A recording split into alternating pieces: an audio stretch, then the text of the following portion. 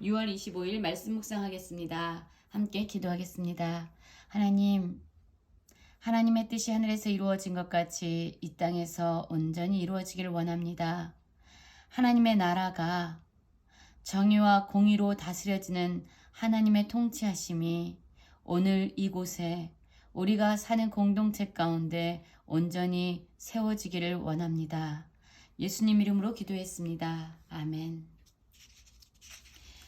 오늘의 말씀은 잠언 29장 1절부터 14절까지의 말씀입니다.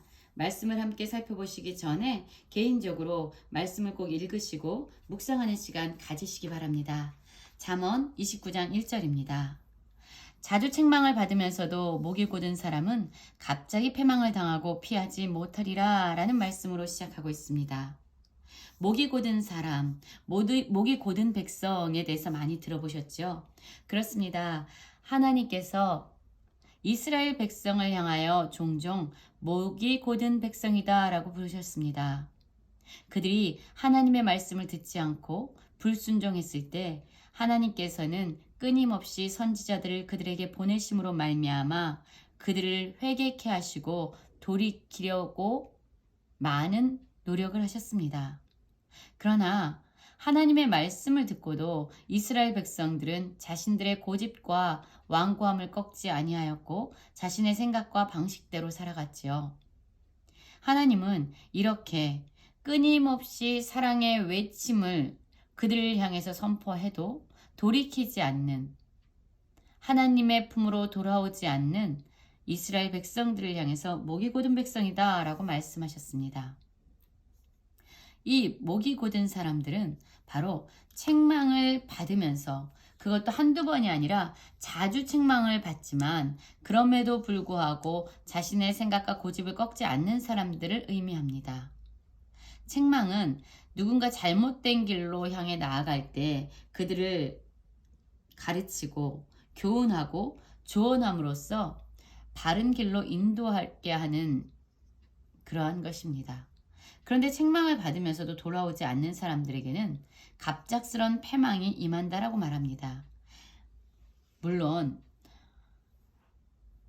이것을 경험하게 되는 사람들에게는 갑작스럽게 일어나는 일일 수도 있습니다. 그러나 이것은 갑작스럽게 일어나는 일은 사실 아니죠. 왜냐하면 끊임없이 그들을 향해서 돌아오라고 외치는 책망이 자주 있었기 때문입니다. 그럼에도 불구하고 돌이키지 않는 사람들에게는 패망이 임하고 그것을 피하지 못한다라고 얘기합니다. 그것은 바로 돌이키지 않으려고 하는 그들의 완고한 고집 때문이죠.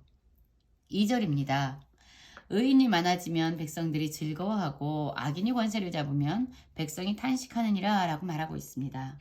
여러분, 이 악인들은요, 하나님의 뜻을 저버리고 하나님의 말씀이 아닌 자신의 생각과 자신의 방식대로 살아가는 사람들입니다. 이들의 관심은 자신의 욕심을 채우는 것과 자신의 정욕을 채우는 일, 자신의 이기심을 채우는 일에 집중되어 있습니다.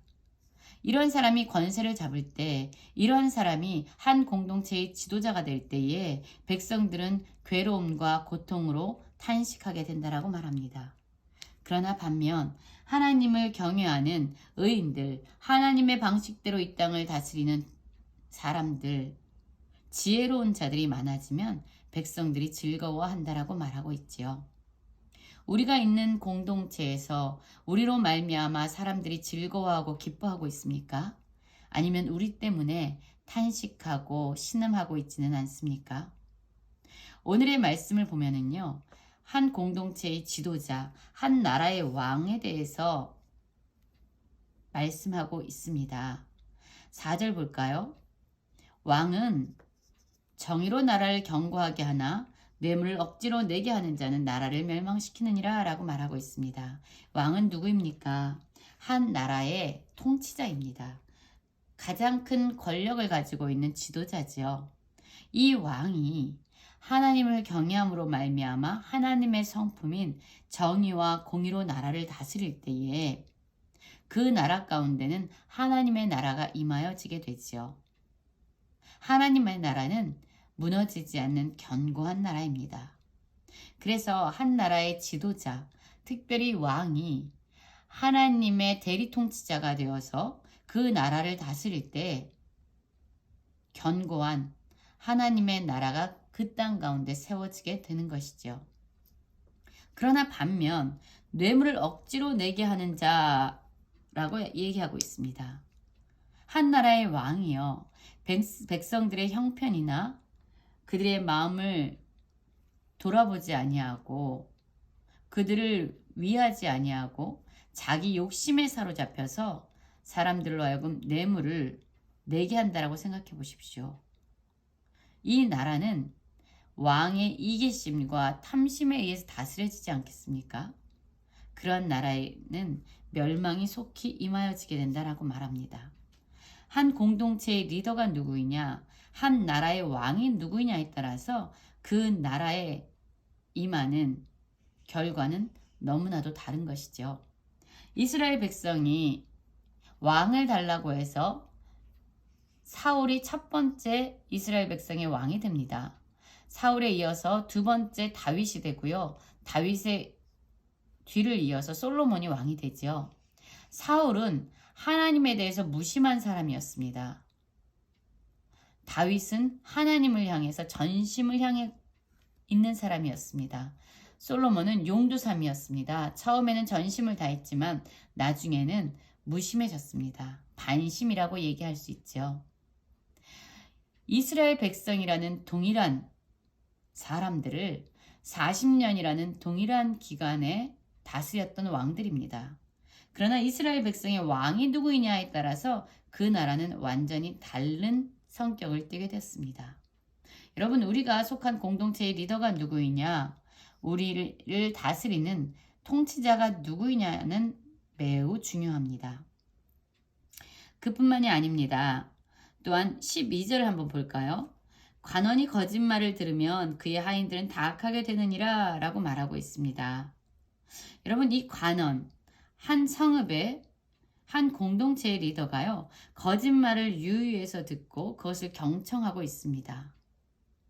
관원이 진리를 듣고 또한 진리를 가지고 그 나라를, 그가 속한 공동체를 잘 다스려야 되는데 이 관원이 거짓말을 듣고 그것을 유의해서 보고 있는 거예요. 그러면 그를 섬기는 하인들은 어떻게 될까요? 아, 우리의 지도자가 거짓말을 듣는 것을 좋아하는구나 라고 생각을 한다고 생각해 보십시오. 그러면 하인들 역시, 그가 다스리는 하인들 역시 다 거짓말을 하게 되지 않겠습니까? 그렇습니다. 이 관원이 거짓말을 들으면 그의 하인들은 다 거짓말을 하기 위해서 애쓰게 되는, 그래서 그 공동체가 악으로 물드는 결과를 가져온다라고 말하고 있어요. 리더가 누구이냐는 아주 중요한 것이죠. 14절에도 이 리더에 대한 교훈을 하고 있습니다. 왕이 가난한 자를 성실히 신원하면 그의 왕위가 영원히 견고하리라 라고 말하고 있어요. 이 왕이요, 하나님이 바라보시는 것을 바라보고 있고 하나님의 마음에 품고 있는 것을 함께 품고 있다고 생각해 보십시오. 하나님이 울고 있는 곳에서 함께 울고 있고 하나님이 걸어가시고 머무시는 곳에서 함께 머문다고 생각해 보십시오. 하나님은 특별히 가난한 자들을 신원하여 주시는 분입니다. 그들을 돌보시고 그들의 모든 필요를 채우시는 분입니다. 그런데 이 한 나라의 왕이요, 하나님의 마음을 가지고 그도 가난한 사람들을 성실히 신원해주고 있는 것입니다. 그러면 그의 나라는요, 그를 통해서 하나님의 나라로 세워지게 되는 것이죠. 그래서 그의 왕이 역시 견고해진다라고 말하고 있는 것입니다.